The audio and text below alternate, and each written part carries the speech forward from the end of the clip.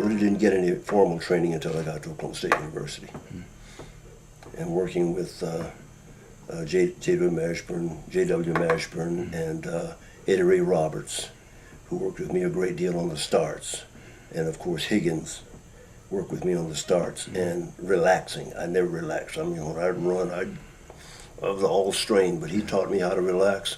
And I saw a picture of myself one time and my face was going up and down, waving. I was relaxed. And it really made a difference, in what I did. I understand that your connection with OSU was through a legendary OSU coach, Ralph Higgins. Yes. Can you kind of share the story? Because I think was that the same summer that in Rome games that you ran? That's right. Same Colorado, was it? Ran in Colorado. Went to the AAU meet in Colorado, and he had a sprinter with him who was one of the largest sprinters I'd ever seen. He was about 6'1", weighed about 240 pounds. He could run like the wind, and his name was Hayes.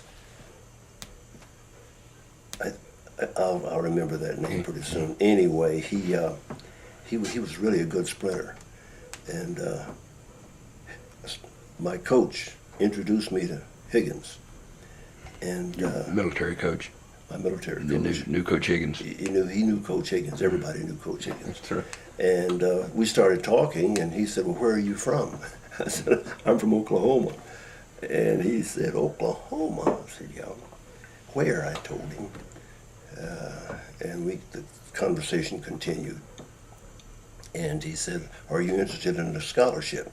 Well, I had been offered a scholarship on the West Coast.